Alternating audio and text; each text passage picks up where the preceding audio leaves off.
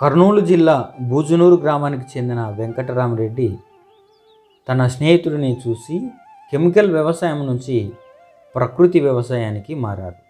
Nano variety నల్ల వంకాయను 3 ఎకరాలలో నాటి కేవలం ఆయిల్స్ మాత్రమే స్ప్రే చేస్తూ ప్రకృతి వ్యవసాయాన్ని తొలిసారిగా ప్రారంభించాడు. ప్రతి 4 రోజులకు ఒకసారి 5 టన్నుల దిగుబడి రావడంతో సంతృప్తిని వ్యక్తం చేస్తున్నాడు. కెమికల్ వ్యవసాయం కంటే ప్రకృతి వ్యవసాయం చాలా బాగుందంటున్నాడు వెంకటరామరెడ్డి. నా పేరు P Venkataramareddy, son of Venkatareddy. నాది గడివేముల మండలం, కర్నూలు జిల్లా, బూజునూరు విలేజ్. ప్లస్ వ్యవసాయంలో కొనసాగడం అయితే నేను 7th క్లాస్ వరకు చదువుకోవడం జరిగింది. కానీ మా నాన్నకి వ్యవసాయం చేసే దాంట్లో సపోర్టింగ్గా వ్యవసాయంలోకి రావడం జరిగింది. అప్పటి నుంచి నేను ఒక బోర్వెల్ కేసీసీ వాటర్ కూడా వస్తుంది, కానీ మాకు కింది పొలాలు వాటర్ సప్లై కూడా సరిగా లేనందున ఫస్ట్ అది గత 30 సంవత్సరాల కిందటనే బోర్ వేసుకున్నాము. 100-120 అడుగుల్లోనే నీళ్ళు వచ్చినాయి మాకు. ప్లస్ ఆ బోర్లో అయితే ఇప్పటికి ప్రస్తుతానికి 60 అడుగుల నుంచే 5 ఆర్సోర్ మోటార్ బిగించినాము. 2.5 పైపు మామూలుగా వస్తున్నాయి వాటరు. ఇక్కడ ఒక బోర్ ఉన్నది. కానీ 2 పంటల వల్ల రైతుకు ఎట్లా ఇబ్బంది కలుగుతుందంటే, ఒక్కటి నేను గమనించింది ఏంటంటే, ఒక్క పంట వేసుకునేదానికి 2వ పంటకు పెట్టుబడికి 2 విధాలుగా ఇబ్బంది పడి నష్టపోతున్నాము. పంట కాలము సరి అయిన రూట్లో పంట, సరి అయిన సీజన్లో పంట వేసుకోక దానికి దీనికి టైమింగ్ సెట్ కావడం లేదు. అందువల్ల ఒకే పంట వేసుకుంటే వచ్చిన వరకు మిగులుతుంది. ప్లస్ సేద్యాలు అయితేమి, కూలీల ఖర్చులు అయితేమి, ప్రతి ఒక్క దాంట్లో బెనిఫిట్ ఉంటుంది. ఫర్టిలైజర్స్ అయితే ఫర్టిలైజర్స్ ఇవంతా ప్రాబ్లం అని చెప్పి నేను వెనకటికి కూడా పచ్చి రొట్టె ఎరువు జీలుగా ఇదంతా కూడా కొనసాగడం జరిగింది. పాయలు తీయడము, వరి పండియడం, ఎకరాకు 40 బస్తాల దాకా పండించినాం. కానీ మంచి ఫలితాల రేట్ అయితే లేక ఇబ్బంది పడ్డాము. అందుకు ఇది ఫస్ట్ కూడా మెట్ట పైరనే, ఇది మెట్ట పొలమే. ఇది మధ్యలో కొంచెం అనివార్య కార్యాల వల్ల వర్షాలు ఎక్కువయ్యి మెట్టలు పండక వరి మాగాడిగా చేసుకున్నాము. మళ్ళీ ఇప్పుడు ఈ 2 పంటలు తోలిపోకుండా ఒకే పంట బెస్ట్ అన్నట్టుగా ఈ వంకాయ నాటుకోవడం జరిగింది. దీనికైతే ఇప్పటివరకు క్రిమి సంహారక మందులు అయితే ఏది కూడా వాడలేదు. ఫర్టిసైడ్స్ మామూలుగా ఫర్టిలైజర్ అంటే లైట్గా మొన్న కొంచెం పొటాసు, లైట్గా యూరియా, ఆ గ్రోతింగ్ దానికి రోగనిరోధక శక్తి పెంపొందించేదానికి అన్నట్టుగా అగ్రికల్చర్ వాళ్ళ సూచన మేరకు కాకుండా కూడా వేరే వాళ్ళు కూడా ఉండి అదే అనేది దాని మీద ఆధారపడితే ఇబ్బంది పడుతుంది, మొక్క ఎదుగుదల రాదు అన్నట్టుగా చెప్తే కొద్దిగా లైట్గా పెట్టేయడం జరిగింది. మరి స్ప్రేయింగ్ అయితే మేము నూనెలు, వేప నూనెలు అయితేమి, ఇవి దీనికి సంబంధించి ఆవ నూనె కానీ, నువ్వుల నూనె కానీ ఇట్లాంటివి వాడుతున్నాము. నాకైతే మంచిగానే ఉన్నట్టు అనిపించింది. మొన్న పైన కోత కూడా ఇది 3 ఎకరాలు, దాదాపు 3 ఎకరాలు ఉంటుంది. 5 టన్నులు వచ్చింది ఒక్క కోతకి. మరి రేట్ అయితే సరైన రేటు లేదు. ఇప్పుడు ప్రతి ఒక్కరూ ఈ 2-3 రోజులకు ఒకసారి స్ప్రేయింగ్ చేసి క్రిమి సంహారక మందులు వాడి విచక్షణ రహితంగా, అంటే తెలిసి తెలియని విధంగా వాడి ఆరోగ్యపరంగా ఎవరు అటువంటి మందులు కొట్టిన కూరగాయలు తిన్నా కానీ వాళ్ళకు అనారోగ్య పరిస్థితులు ఏర్పడుతున్నాయి అన్నట్టుగా ఇవన్నీ దృష్టిలో పెట్టుకొని పండినంత వరకు వండని, ఈ మందులు వాడకం లేకోకుండా మంచిగా మనం పండించిన కూరగాయ తిన్నోళ్ళు ఆరోగ్యంగా ఉంటారు అన్నట్టుగా ఆలోచించి నేను ఈ విధంగా తయారు చేయడం జరుగుతుంది. ఈ పొలానికి స్ప్రేయింగ్ చేసుకోవడం జరుగుతుంది. మీరు ఇప్పుడే ఇందాక కూడా చూసింటారు మేము స్ప్రేయింగ్ చేసేది కూడా. ఇంకోటి వచ్చి మాకు దీని మీద ఎట్లా అవగాహన వచ్చిందంటే, పక్క మండలం మిర్తూరు మండలం తలముడిపి విలేజ్ అని, మాకు సేమ్ కర్నూలు డిస్టిక్కే, వంగాల వెంకటరామరెడ్డి గారు అని ఒక ఆయన రైతు, మంచి రైతు. ఆయన తోట దగ్గర ఇదే సేంద్రీయ వ్యవసాయం చేస్తున్నాడు అన్నట్టు వేరే వాళ్ళ గురించి తెలిస్తే ఆయన స్ఫూర్తితో ఆయన దగ్గర పోయి చూడడం, రావడం, అట్లా చూసి ఖాళీ టైం ఉన్నప్పుడల్లా చూసి ఆయన స్ఫూర్తితో కూడా ఇట్లా ముందుకు రావడం జరిగింది. ఇదైతే మంచిగానే ఉంది నాకు. కాకపోతే మార్కెటింగ్ పరిస్థితే మాకు చాలా ఇబ్బందికరంగా ఉన్నది. దీని నుంచి మేము ప్లస్ పాయింట్ ఏంటంటే, మాకు క్రిమి సంహారక మందులు వాడుకోకుండా మేము ఈ నూనెల వల్ల పంట పండియడము, మాకు ఒక ఆయన సలహాదారుడు, ఇంకొక ఆయన ఒక ప్రిన్సిపల్ లాంటోడు, నేను ఒక స్టూడెంట్ అనుకున్నా. ఇప్పట్లో మాత్రం నాకు వయసు అయితే 55 సంవత్సరాలు ఉంది, కానీ నాకు అనుభవరీత్యా అయితే దీని గురించి తెలియదు. ఈ నూనెల వాడకం ఒక ఆయన నారాయణ గారు అని ఆ నంద్యాలలో కల్కి వర్మి కంపోస్ట్ యూనిట్ అని ఆయనది ఉంది. ఆయన స్ఫూర్తితో కూడా మేము దీని మీద ఆయన దగ్గరనే నూనెలు తీసుకురావడము చేయడము, ఆయన ఏం చెప్తే సలహా అట్లా పాటించుకొచ్చినాము. గ్రోతింగ్ బాగానే ఉన్నది, పూత రావడం బాగానే వస్తున్నది. మెయిన్ ప్లస్ పాయింట్ మేము ఎక్కడైనా అంటే ఈ మందుల అంగటికి పోయి మందులు కొని తెచ్చుకొని కొట్టుకోకుండా ఉండడం వల్ల ఆ డబ్బు మాకు సేవ్ అవుతుంది. ప్లస్ జనాలకి మందులు స్ప్రేయింగ్ చేయని విషపూరితమైన మందులు కొట్టని కూరగాయ నేను అందిస్తున్నా అని సంతోషపడుతున్నా బాబు. అదైతే మేము రోజు ప్రతినిత్యము కనీసం ఒక్క పూట అన్న కనీసం తింటున్నాం. మేము తోటలో కూరగాయలు ఎలా పట్టిన వాళ్ళ నుంచి మాకు ఎటువంటి ఇబ్బంది లేదు, ఆరోగ్యంగా ఉన్నాము.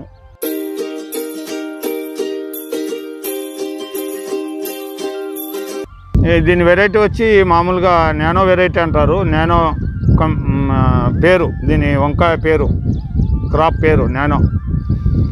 ఇంకోటి మేము మొక్క నాటినప్పటి నుంచి కూడా ఇంతవరకు ఫర్టిలైజర్ షాపులో ఒక్క 1/2 ml కూడా తెచ్చి దీనికి స్ప్రేయింగ్ చేయలేదు. మొక్క స్టార్టింగ్ నుంచి కూడా మేము ఈ ఆయిల్, వేప నూనెలు, ఈ నూనెలతోనే మేము స్ప్రేయింగ్ చేసుకుంటూ కొనసాగడం జరిగింది. ప్లస్ ఇంకోటి ఏంటంటే మా బంధువే ఉన్నాడు పార్థసారథి రెడ్డి అని, ఆయన మాకు అన్న అవుతాడు. ఆయన మందులంగడి విశ్వనాథ్ ఆగ్రో అని నంద్యాలలో, ఆయన కూడా బయో సంబంధించి ఈ ఆర్గానిక్ సంబంధించి అమ్ముతుంటాడు. కానీ అవి కూడా తీసుకురాలేదు మేము ఈ సంవత్సరం, కొట్టలేదు అస్సలు. ఆయన పాపం ఎంత ఇష్టం మందులు కొట్టనివి అని చెప్పి ఆయన వాళ్ళ పిల్లోని పంపించి కూడా అప్పుడప్పుడు వంకాయలు తీసుకుపోవడానికి, అంటే తినడానికి తీసుకుపోవడానికి పంపిస్తుంటాడు. ఇట్లా ఎప్పుడన్నా వచ్చినా కానీ రూట్లో మా తోటకు చూడడం కానీ ఇటువంటివన్నీ జరుగుతున్నాయి. ఆయనకు వాట్సాప్ కూడా పెట్టినాం, అన్న ఈ విధంగా ఉంది అంటే బ్రహ్మాండంగా ఉంది, దానికి ఏమైంది బాగానే ఉంది అని చెప్పడం కూడా జరిగింది. ఇంకా ఒక్కటి రైతుకు, ప్రతి ఒక్క రైతు ఇష్టం వచ్చినట్టు మందులు వాడి అప్పుల పాలయ్యి ఇబ్బంది పడి అనవసరమైన ఇబ్బందులు కొని తెచ్చుకొని ఆస్తులు అమ్ముకొని ఆత్మహత్యలు చేసుకోవడం తప్ప ఏమీ నాకు దీంట్లో మందులంగట్లో మందులు తెచ్చి కొడితే కంట్రోల్ అవుతుంది అనేది నమ్మశక్యం కాక ఈ విధంగా రూట్లోకి వచ్చిన తర్వాత నాకు ఒక నమ్మకం అనేది 99% ఏర్పడింది. ఆ 1% అనేది పూర్తి పంటకాలం అయిపోయిన తర్వాత నేను చెప్పగలను. ఎందుకంటే నేను ఏం పూర్తిగా ఎప్పటి నుంచో ఇవి చేస్తున్నది కాదు. మన యూట్యూబ్లో చింతల వెంకటరెడ్డి గారు అని ఉన్నారు, ఆయన తెలంగాణ. ఆయన స్ఫూర్తితో కూడా ఆయన వీడియోలు కూడా చూసి ఆయన చేస్తున్నవి వీడియోలు చూస్తుంటాను నేను యూట్యూబ్లో. ఏ రైతు సేంద్రీయ వ్యవసాయం ఇట్లా చేస్తున్నారు అన్నట్టుగా చూసి నేను ఈ విధంగా కొనసాగడం జరిగింది. ప్లస్ అగ్రికల్చరు డిపార్ట్మెంటు ఏఓ గారు ఉన్నారు మాకు, ఎం సుందరారెడ్డి సార్ అని, ఆయన కూడా మంచి మిత్రుడు లాంటి వాడు. ఆయన సలహా మేరకు కూడా సార్ ఇట్లా చేస్తున్నా నేనంటే ఎక్సలెంట్ వెంకటరామరెడ్డి బాగుంటుంది అని సలహా ఇచ్చినాడు.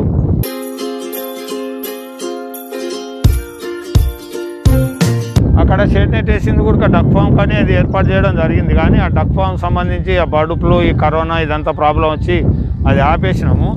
ప్లస్ నెక్స్ట్ అదే పందిరి కూరగాయలకు సంబంధించి ఉపయోగించుకుందాం అన్నట్టుగా అట్లనే ఉంది. అది అట్లా జరుగుతుంది. ఇది వచ్చి రేకుల షెడ్ మాత్రం ఏదన్నా వర్షం వచ్చినా మందు బస్తాలు వేసుకోవడానికి కానీ లేక ఇంప్లిమెంట్ మనం వర్షం వచ్చినా తడవకుండా ఉండేదానికి కూడా ఉంటుంది అన్నట్టుగా మేము ఆల్టర్నేట్గా అదేమీ స్టాండర్డ్ కాదు, మామూలుగా ఫ్రేమ్ తయారు చేయించి సెట్ చేయించుకొని అట్లా పెట్టుకున్నాము. అది జరిగింది. రూమ్ కట్టేయాలంటే చాలా కాస్ట్ అవుతుంది అన్నట్టుగా రూమ్ కట్టేయడానికి మా దగ్గర ఆర్థిక పరిస్థితుల్లో ఇబ్బందుల్లో ఉన్నందువల్ల ఆ విధంగా మేము సెట్ చేసుకోవడం జరిగింది.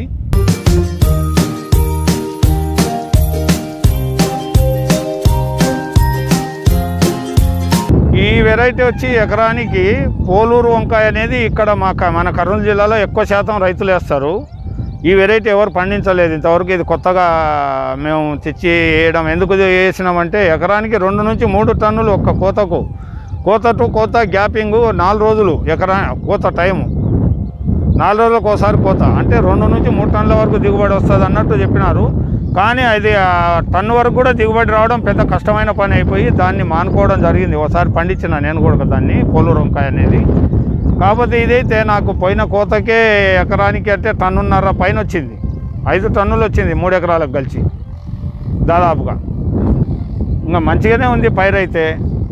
మరి రైతులు కూడా నాకు ఒక నమ్మకము, ఈ వీడియో చూసి నేనేం చేయమని చెప్పడం లేదు, వాళ్ళు బాగుండే విధంగా కొనసాగితే నేను చేస్తున్నా అని, ఏదో ఈయన చెప్తున్నాడు మనం ఎందుకు చేయాలని ఆలోచనలు చేసుకోకుండా కొంచెం కాకపోతే కొంచెం కనీసం నా అడ్రస్ అయినా ఉంది, వచ్చి తోట చూసుకొని వాళ్ళు సెకండ్ స్టెప్ వేసేదానికి, ఇప్పుడు ఫస్ట్ స్టెప్ ఏది మందులంగడి మీద ఆధారపడి మందులు తెచ్చి కొట్టే విధంగా కొనసాగుతున్నారు ప్రతి ఒక్క రైతు.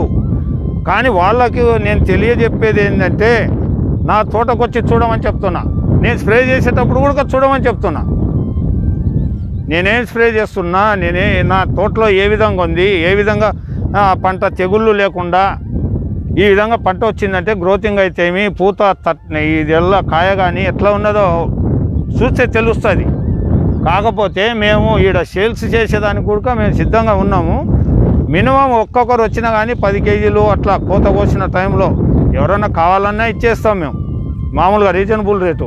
అది 46 రూపాయలు పెట్టి కొంటారు, కానీ ఇది 20 రూపాయలు పెట్టి కొనేదానికి కూడా ముందుకు రారు. ఎందుకంటే వీళ్ళు ఏం చెప్తున్నారో మేము ఎందుకు నమ్మాలా అన్నట్టుగా మార్కెట్ వాళ్ళు ఏం చెప్తే అది నమ్మి తినడము, విషపూరితమైన ఆహారం తీసుకోవడం, అది దానికి అలవాటు పడిపోయి హాస్పిటల్లో ఉరుకుతారు. నాకు కడుపు నొస్తుంది అంటారు, నాకు కాలు నొస్తుంది అంటారు, ఉరుకుతారు. అదైతే మంచిగా ఉంటుంది. కానీ వాళ్ళకి ఇటువంటివి వాడుకొని మనం ఆరోగ్యంగా ఉందామని ఆలోచించే విధంగా చెప్పేస్తే అడుగులు వేస్తే మంచిదని నేను నా సలహా మాత్రం చెప్తున్నాను. నేను